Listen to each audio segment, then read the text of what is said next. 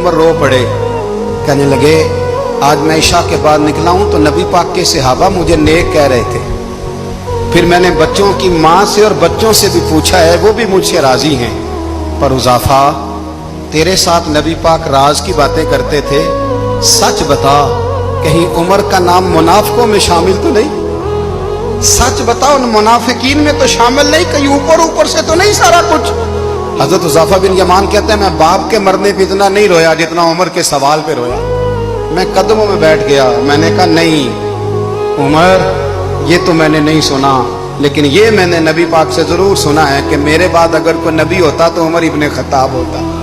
ये मैंने अपने कानों से सुना है कि उमर जिस गली से गुजरे शैतान रास्ता बदल जाता है। ये मैंने अपने कानों से सुना है कि 950 साल हजरत जिब्रील जनाब उमर की शान बयान करें तो फिर भी बयान नहीं हो सकता। ये मैंने जरूर सुना।